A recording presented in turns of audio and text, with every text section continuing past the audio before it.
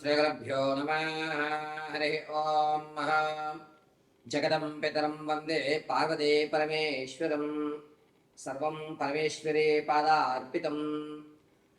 చాలా వరకు ద్వాదశ రాసుల్లో వారు ఎటువంటి దేవాలయాలు దర్శిస్తే మనకి మంచి జరుగుతుంది, నా స్థితి మారుతుంది, ఆర్థిక అప్పుల నుంచి ఏ విధంగా బయటపడడానికి మార్గాలు లభిస్తాయి అనేటువంటి విషయానికి వస్తే గనక మేషం నుంచి మొదలుకొని మీనరాశి వరకు ఎవరు, ఏ రాశి వారు, ఏ నక్షత్రం వారు ఎటువంటి దేవాలయాన్ని దర్శనం చేయాలి, ఒకవేళ కొన్ని కాలమాన పరిస్థితుల ప్రకారంగా సోతగో ఉన్నటువంటి వారు దేవాలయం దర్శనం చేయలేకపోతే తమ ఇంట్లోనే ఉండి ఏ భగవత్నామస్మరణ చేస్తే ఆర్థిక ఇబ్బందులు కానీ, అనారోగ్య సమస్య కానీ, మీరు అనుకున్నటువంటి స్థితి మారడం కానీ, సొంత ఇంటి కళ నెరవేర్చుకోవడం కానీ, వ్యాపారాలు ఏ విధంగా ప్రారంభం చేసుకోవాలి అనేటువంటి విషయాలకి ఎటువంటి దేవతారాధన, ఎటువంటి మాలను మనం ధరించడం, ఎటువంటి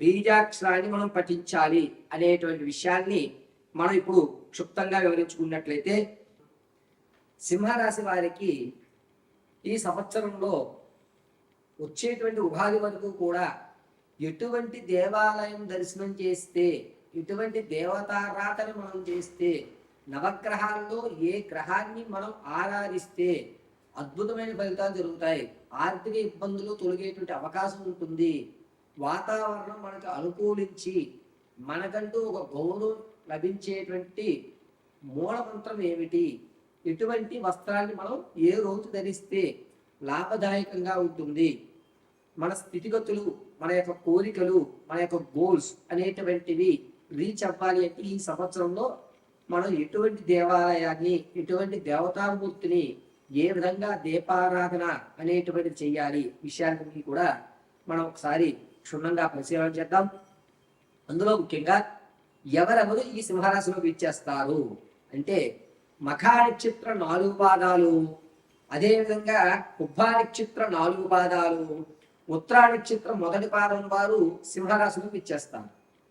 ఈ సింహరాశి వారికి గురుడు శుభసూచకంలోనే ఉన్నాడు.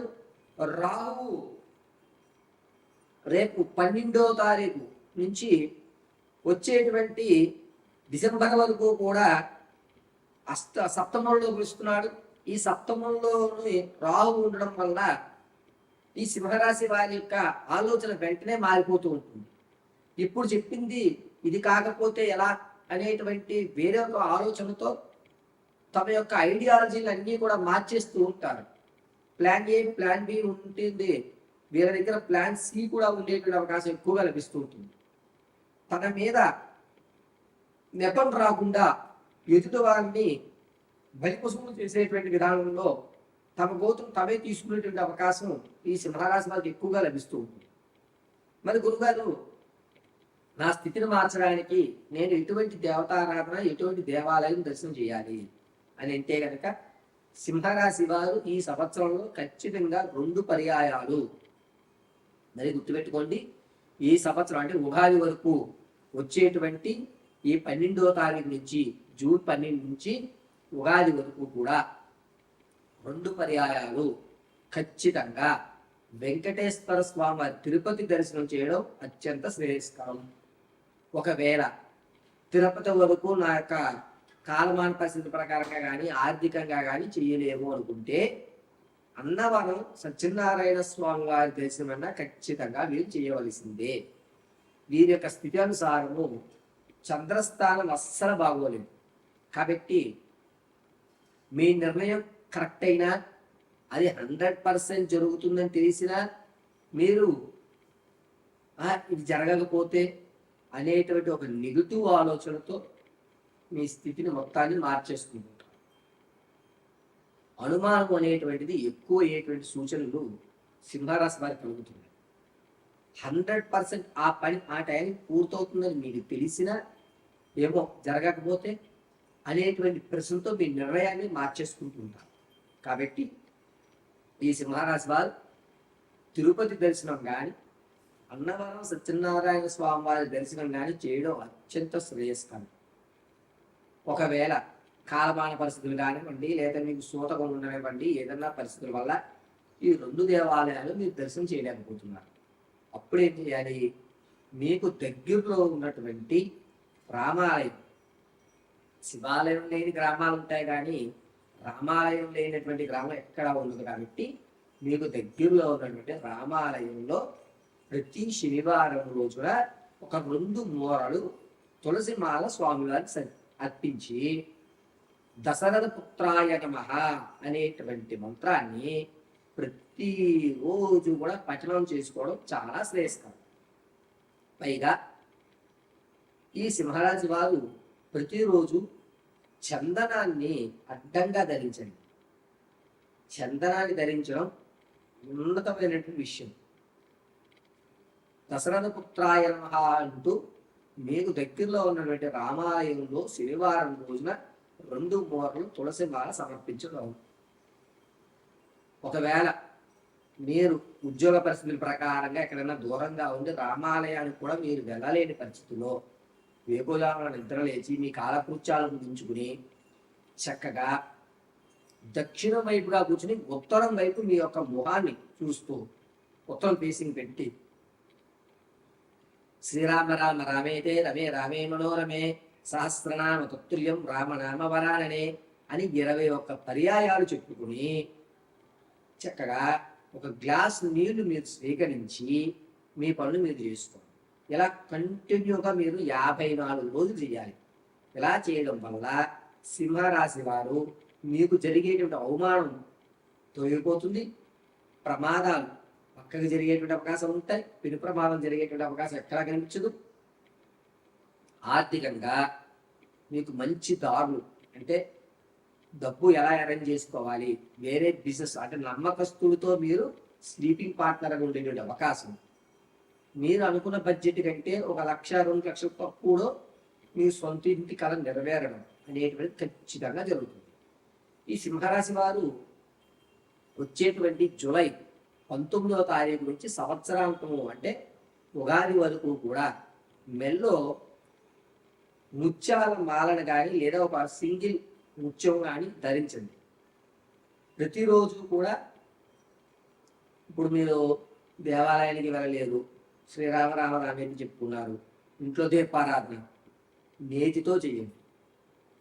ఖచ్చితంగా శనివారము మంగళవారము నేతితో మాత్రమే దీపారాధన చేయండి. దీనివల్ల మీ యొక్క ఆరోగ్య సమస్య మెరుగుపడుతుంది. ముఖ్యంగా సింహరాశి వారికి ఆగస్టు 9వ తారీఖు నుంచి సెప్టెంబర్ 12వ తారీఖు మధ్యలో ఈ కాలర్ బోన్స్ ఏవైతే ఉన్నాయో వాటికి ఇబ్బంది కానీ లేదా చేతి వేళ్ళు పక్కకి తిరిగిపోవడం కానీ కాలు వేలికి సంబంధించి ఇబ్బందులు కలగడం కానీ ఖచ్చితంగా జరుగుతుంది. ఈ ప్రమాదం నుంచి బయటపడాలి అంటే మీరు నేతి దీపారాధన మాత్రమే చేయడం అత్యంత శ్రేయస్కరం. అంతేకాకుండా ఈ సింహరాశి వారికి ఈ నెల 24వ తారీఖు నుంచి మీరు ఇంతకు ముందు విడిచిపెట్టిన పాత స్నేహితులు కూడా మళ్ళా మీ దగ్గరికి చేరేటువంటి అవకాశం ఏర్పడుతోంది. వారి వల్ల అవమానపడేటువంటి స్థితిగతులు మారుతున్నాయి. కాబట్టి ఈ అవమానం నుంచి గట్టెక్కడానికి